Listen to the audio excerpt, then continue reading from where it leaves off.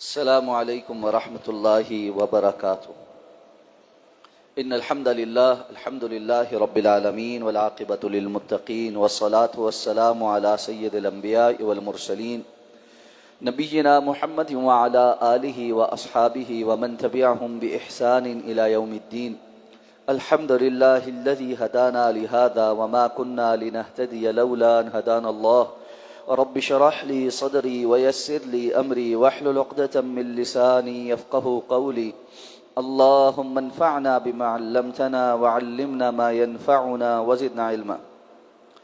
اللہ تعالیٰ کے فضل و احسان سے سورہ یوسف کی آیت نمبر 40 تک ہمارا سبق مکمل ہو چکا ہے اور آیت نمبر 41 سے انشاءاللہ ہمارے سبق کا آغاز ہوگا۔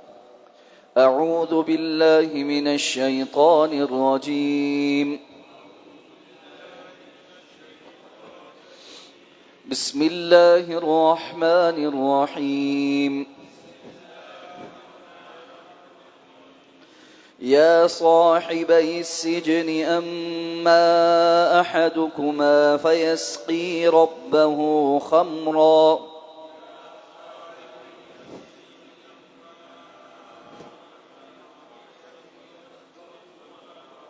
وأما الآخر فيصلب فتأكل الطير من رأسه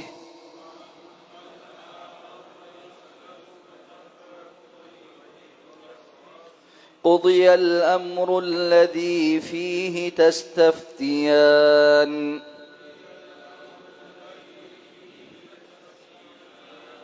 وقال للذي ظن أنه ناج منهما اذكرني عند ربك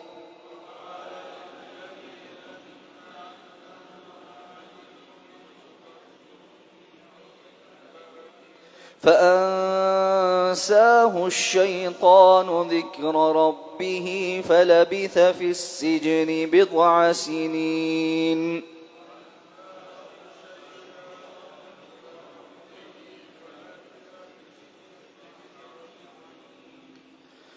یا صاحب السجن، اے میرے قید خانے کے ساتھیو، اما احدکما، تو تم میں سے جو ایک ہے، فیسقی ربہ خمرا، سو وہ اپنے مالک کو شراب پلائے گا، واما الآخر، اور جو دوسرا ہے، فیصلب، تو وہ سولی پہ لٹکایا جائے گا، فتأکل الطیر من رأسی، اور پرندے اس کے سر میں سے کھائیں گے، قضی الامر، یہ فیصلہ کر دیا گیا ہے، فیہ تستفتیان، جس کے بارے میں تم پوچھ رہے تھے۔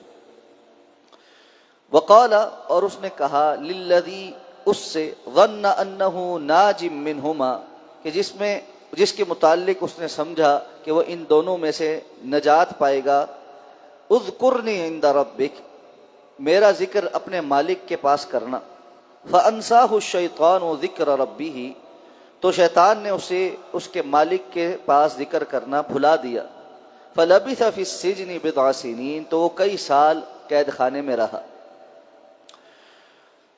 گزشتہ آیات میں یہ ذکر ہوا تھا کہ دو لوگوں نے آ کر اپنا اپنا خواب حضرت یوسف علیہ السلام کو سنایا اور کہا کہ ہمیں آپ محسن نظر آتے ہیں، آپ ہمیں اس کی تعبیر بتلائیے۔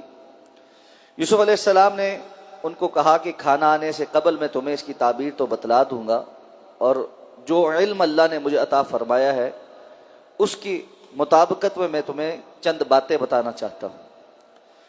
اور پھر ان کو دعوت توحید دی اور ان پر واضح کیا کہ دین قیم، سیدھا دین اصل میں کیا ہے، اور اللہ کے ساتھ کسی کا شریک نہ ٹھہرانا، یہ اصل وہ بات ہے جو ابراہیم علیہ السلام، اسحاق اور یعقوب کا پیغام تھا، اور اللہ کے مقابل جن کو تم نے رب بنا رکھا ہے وہ سوائے ناموں کے، جن کو تم نے اور تمہارے آباء و اجداد نے گھڑ لیا ہے اور کچھ نہیں، اور اللہ نے اس سے متعلق کوئی دلیل نازل نہیں فرمائی۔ یہ ساری دعوت ان تک پہنچانے کے بعد اب جس چیز کے متعلق انہوں نے آ کر استفسار کیا تھا اس کی وضاحت کی، تو کہا کہ تم میں سے ایک نجات پائے گا اور اپنے مالک کو یعنی بادشاہ کو شراب پلائے گا، اور دوسرا وہ سولی لٹکایا جائے گا اور پرندے اس کے سر سے کھائیں گے۔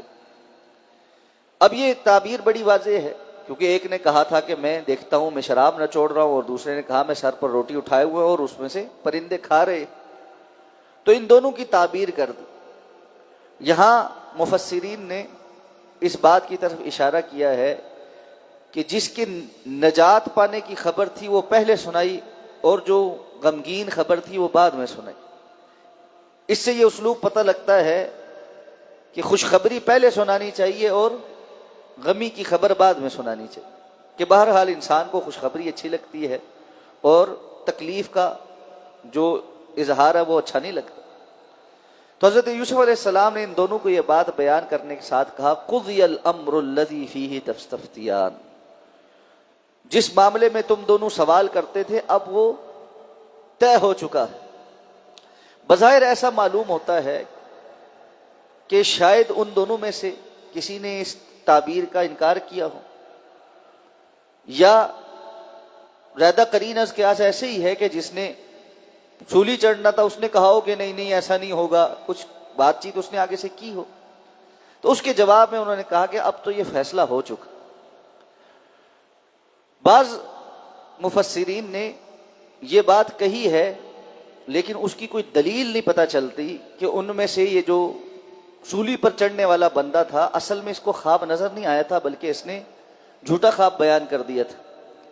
لیکن اس وقت جب وہ کہنے لگا جی میں نے تو ویسے ہی جھوٹا خواب بیان کیا تھا، انہوں نے کہا قضی الامر الذی فیہ تستفتیان. واللہ عالم، کیونکہ اس کی دلیل ہمارے پاس کوئی نہیں ہے کہ اللہ کے رسول نے یہ بات فرمائی ہو تو ہم اس کو کہہ سکیں. لیکن یہ ضرور ہے کہ اللہ کے رسول صلی اللہ علیہ وسلم نے فرمایا کہ جو پہلی تعبیر خواب کی کوئی سننے والا کر دیتا ہے اللہ تعالیٰ پھر اس کے مطابق معاملہ فرما دیتے. اس لیے تعبیر بڑے کسی عالم سے، کسی ثقہ بندے سے پوچھنی چاہیے. اور دوسری بات یہ کہ بلا وجہ خواب کی تعبیر نہیں کرتے رہنا چاہیے. جس بندے کو خواب کی تعبیر کا علم نہیں وہ اپنی طرف سے ایویں ہی تعبیر کرتا رہے، یہ بھی درست بات نہیں. اور اسی طرح رسول اللہ صلی اللہ علیہ وسلم کی حدیث کے مطابق اگر کسی کو برا خواب نظر آئے اور وہ اعوذ باللہ پڑھ کر بائیں جانب تھوک دے اور کروٹ بدل کر سو جائے تو وہ خواب اس کو نقصان نہیں پہنچائے. اس لیے برا خواب بیان نہیں کرنا چاہیے، اور اچھا خواب بھی اپنے انتہائی مخلص لوگوں کے علاوہ کسی اور کے سامنے نہیں بیان کرنا چاہیے. تو اب حضرت یوسف علیہ السلام نے فرمایا کہ جن معاملے میں تم دونوں پوچھتے تھے وہ تو اب اللہ کی طرف سے طے ہو چکا. اب ساتھ میں جس کے بارے میں گمان تھا کہ یہ یہاں سے رہا ہو جائے گا اس کو کہا کہ تم اپنے مالک کے پاس جب پہنچو گے تو میرا ذکر کرنا. یہ ذکر کیا ہے کہ جیل میں ایک بندہ اس طرح بے گناہ قید ہے اور تم اس کو جیل میں ڈال کے بھول چکے ہوئے ہو. ظاہر بات ہے بادشاہ لوگ بڑی باتیں، ان کو اس بات کی کیا پرواہ ہے کہ جیل میں کوئی بے قصور پڑا ہوا ہے. تو حضرت یوسف علیہ السلام کو یہ ایک سبب ملا کہ وہ اپنی بات کہیں اوپر پہنچا سکتے ہیں، تو انہوں نے اس کو اس کی ایک درخواست کی کہ تم جا کر جو ہے یہ بات اس کے سامنے رکھنا، دیکھو وہ میرے متعلق شاید کوئی فیصلہ کر. یہاں پر ایک چیز کا اضافہ کرنا ہے کہ بعض مفسرین نے یہ لکھا ہے کہ یوسف علیہ السلام کو اس معاملے میں یہ سبب اختیار نہیں کرنا چاہیے تھا، اور چونکہ انہوں نے یہ سبب اختیار کیا تو اللہ کو یہ بات پسند نہیں آئی، اور اس کے نتیجے میں وہ بندہ بھول گیا، اور قرآن نے کہا ہے کہ ان کو پھر کئی سال جو ہے جیل میں گزارنے پڑے. جبکہ یہ آیہ مبارکہ اس سے بالکل برعکس کچھ بات بتا رہی، اور اسلام کا اور دین کا حکم بھی اس سے برعکس. پہلی بات یہ کہ یہاں پر اللہ تعالیٰ نے حضرت یوسف علیہ السلام کی اس عمل کا تذکرہ کیا ہے، تو تذکرہ بغیر انکار کے وہ اس بات ہے. یعنی اگر یہ بات غلط ہوتی تو اللہ تعالیٰ اس کو ذکر کر کے کہتے کہ یہ کام ٹھیک نہیں. تو اللہ تعالیٰ نے حضرت یوسف علیہ السلام کے اس کام کو کہ ان کو ایک سبب ملا، انہوں نے اس کو اختیار کیا، اس کے انکار نہیں کیا، یا اس کے اوپر کوئی اللہ نے اپنے غصے کا اظہار نہیں کیا کہ یوسف نے یہ کام کیوں کیا. دوسری بات یہ کہتے ہیں کہ اللہ تعالیٰ کو یہ بات پسند نہیں ہے، اس لیے اللہ نے ان کو اور عرصہ جیل میں رکھا. یہاں اللہ فرمانے فَأَنْسَاهُ الشَّيْطَانُ، اس بندے کو شیطان نے بھلا دیا. اب شیطان کا یہ بھلانا اللہ کی طرف منسوب کرنا یہ تو شرعی تحریف. اس لیے یہ موقف کسی طور درست نہیں کہ حضرت یوسف علیہ السلام نے چونکہ وہاں پر یہ ایک سفارش کروائی اور ان کو نہیں کروانی چاہیے تھی, اللہ پر بھروسہ کرنا چاہیے تھا اور یہ دنیاوی سبب اختیار نہیں کرنا چاہیے تھا, تو وہ جلدی باہر آ جاتی. یہ درست موقف نہیں. خود رسول اللہ صلی اللہ علیہ وسلم اللہ پر سب سے زیادہ بھروسہ کرنے والے تھے. دیکھیں نا, جب وہ بندہ جس نے آپ صلی اللہ علیہ وسلم کے غزوے میں نیند میں جانے پر لٹکی تلوار اٹھا لی تھی اور کہنے لگا کہ آج تمہیں کون مجھ سے بچائے گا, تو اللہ کے رسول نہ گھبرائے, نہ چلائے, نہ ساتھیوں کو پکارا, کہا کہ مجھے وہی بچائے گا جو میری جان کا مالک ہے. اس کے ہاتھ سے تلوار گر گئی. تو اللہ کے رسول صلی اللہ علیہ وسلم سب سے زیادہ اللہ پر بھروسہ کرنے والے تھے. لیکن اس کے باوجود جہاں اسباب کرنے کی اختیار کرنے کی بات ہوتی تھی, آپ اسباب اختیار کرتے تھے.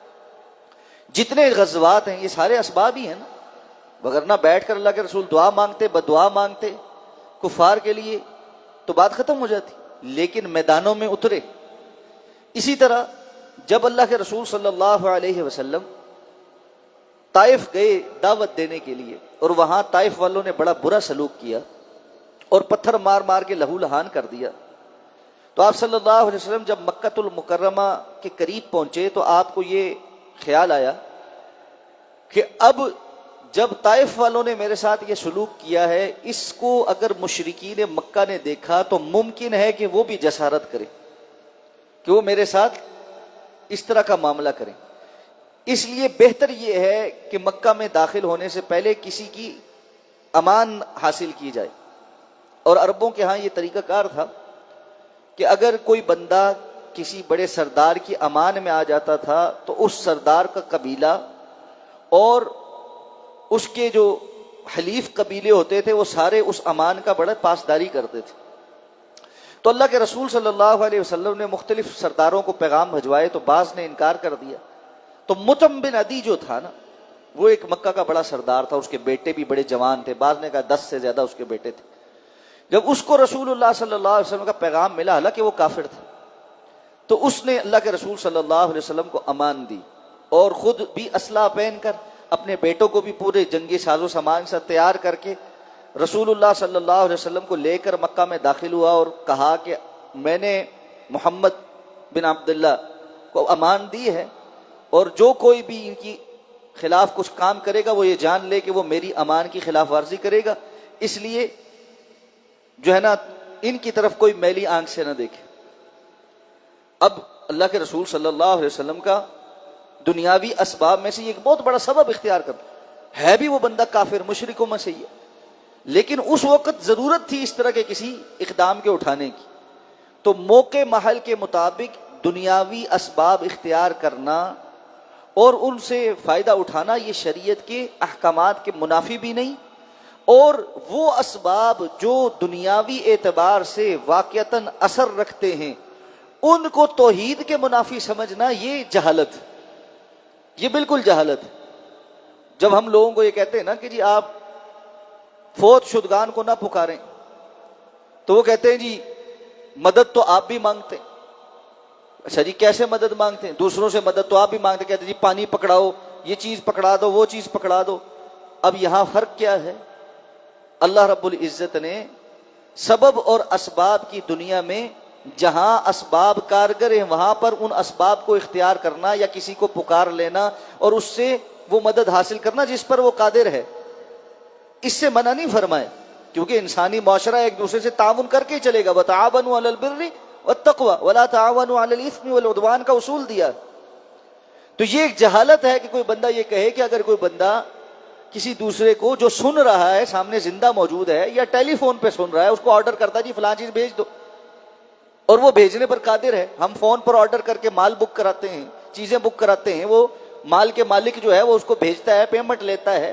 یہ سارے سبب اسباب کے اندر کے معاملات ہیں. لیکن ایک ہے ما فوق الاسباب, جو نہ سننے پر قادر ہے, نہ دیکھنے پر قادر ہے, نہ مطلع ہے, اور نہ قدرت رکھتا ہے کہ وہ آپ کو وہ چیز دے سکے. مثلا ایک بندہ سننے دیکھنے پر تو قادر ہے لیکن اس معاملے کی قدرت نہیں رکھتا. آپ ایک زندہ انسان کے پاس جا کر اسے کہتے جی مجھے بیٹا دے دو، مجھے بیٹا دے دو، مجھے بیٹا دے دو، وہ بیٹا دینے پر قدرت نہیں رکھتا، تو وہ آپ کو کیسے بیٹا دے دے؟ ایسے معاملات جہاں قدرت صرف اللہ کے پاس ہے وہاں کسی اور کو شریک کر دینا یہ شرک ہے. تو اس لیے سمجھ لیں کہ کسی سے مدد معاملے کے معاملے میں یہ 3 شرطیں ہونی ضروری ہیں. ایک، سمیع، بصیر اور قدیر. وہ بندہ سننے، دیکھنے یعنی آپ سے اس کا انٹریکشن ہونے کی قابل ہو، چاہے وہ سننا اور دیکھنا ڈائریکٹ ہو یا انڈائریکٹ ہو، کسی آلے کے ذریعے سے ہو، اور پھر اس معاملے پر اس کی قدرت بھی ہو اور مخلوق میں وہ قدرت پائی جاتی ہو. جیسے کسی سے آپ کہتے ہیں جی مجھے کچھ عرصہ کے لیے پیسے دے دیں، وہ پیسے اس کے پاس ہیں، آپ اس سے پیسے مانگتے ہیں. اچھا، بسا اوقات آپ کسی ایسے بندے سے وہ چیز مانگ لیتے ہیں جس کے پاس تو وہ چیز نہیں ہوتی لیکن مخلوقات میں اوروں کے پاس ہوتی ہے. آپ نے کسی سے پیسے ادھار مانگے، اس کے پاس نہیں، وہ کہتے جی میرے پاس نہیں. اب کوئی کہ جی اس کے پاس تو قدرت نہیں تھی، اس کے پاس تو قدرت نہیں تھی اس معاملے میں ابھی کہ جی وہ پیسے دے سکتا، لیکن ہو سکتی تھی. یہ وہ والی قدرت نہیں کہ جو کبھی ہوتی ہے اور کبھی نہیں ہوتی، بلکہ وہ قدرت مراد ہے جو کبھی بھی نہیں ہوتی، جو صرف اللہ نے اپنے پاس رکھی. تو ایسے میں اللہ کے سوا کوئی اور ذات ایسی نہیں جو ہر جگہ سننے والی، ہر جگہ دیکھنے والی اور ہر کسی کی پکار کے جواب میں علی کل شیء قدیر ہو، ہر چیز پر قادر ہو کہ وہ اس کی حاجت روائی، مشکل کشائی کر سکتا ہو.